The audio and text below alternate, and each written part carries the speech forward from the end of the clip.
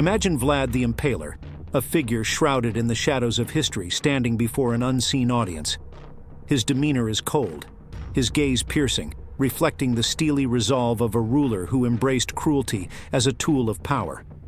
His voice is low, deliberate, each word chosen to reveal the depths of his barbarity, yet spoken with the grim satisfaction of a man who sees his actions as necessary, even righteous. As he recounts the moments that defined his reign, the darkness of his soul becomes apparent, each tale a testament to the terror he unleashed upon the world. The mass impalement of Târgoviște. With a chilling calm, Vlad begins his recounting. In the year 1462, when the Ottoman Sultan Mehmed II marched upon Wallachia, I knew that fear was my greatest ally.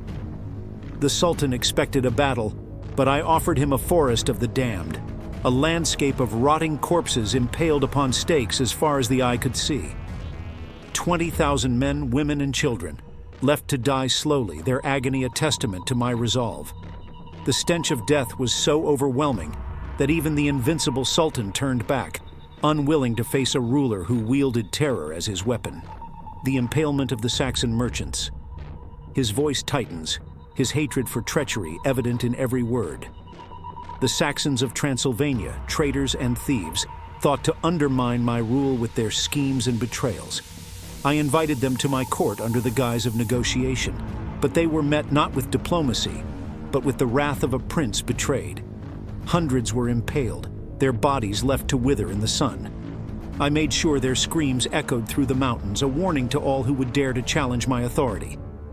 I did not spare even their children, for the roots of treachery must be pulled out in full. The burning of the gypsies.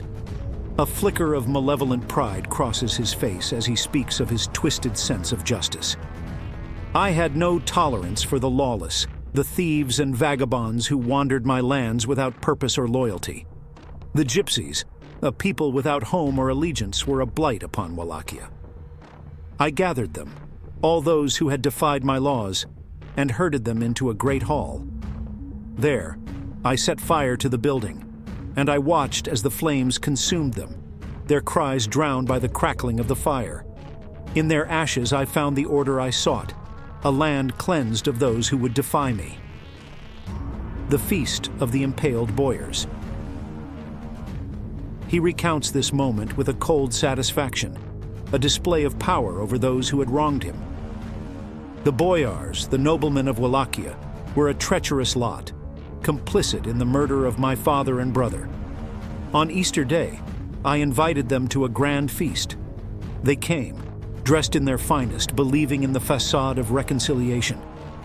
But as they dined, I gave the order. My soldiers seized them, and one by one they were impaled on stakes before the very walls of my castle.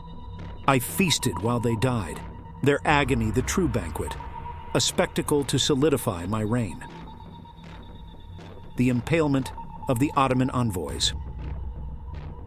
With an air of defiance, he speaks of his disdain for those who sought to intimidate him.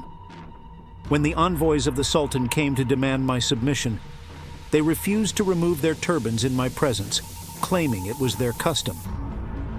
I granted them their wish, but I made sure those turbans would never be removed. I ordered iron spikes driven through their skulls, pinning the turbans to their heads. Their bodies were sent back to the Sultan, a message that Wallachia would bow to no man, that the price of insolence in my court was death. The siege of Poenari Castle. His voice is unyielding as he recalls this act of merciless vengeance. When my enemies sought to capture me at Poenari Castle, they underestimated my resolve.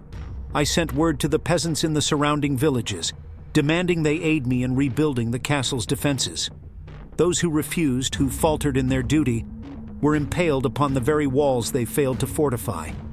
Their bodies served as both a warning and a gruesome decoration, a reminder that in my realm, disobedience was met with death. The massacre of the merchants of Brasov. A cruel satisfaction lingers in his tone as he describes this act of retribution. The merchants of Brasov, who conspired with my enemies and enriched themselves at my expense, thought themselves safe behind their city walls. But I brought fire and steel to their gates, and when they opened them in fear, I unleashed a slaughter upon them. Thousands were impaled, their wealth confiscated, their city left in ruins. I spared no one, for I wanted the world to know that to defy me was to invite ruin upon oneself and all who stood beside them. The creation of the Nightmare Road. His eyes glint with a macabre pride as he recalls this final act of terror. To secure my borders, I created what became known as the Nightmare Road, a passage lined with the impaled bodies of those who dared to trespass into Wallachia.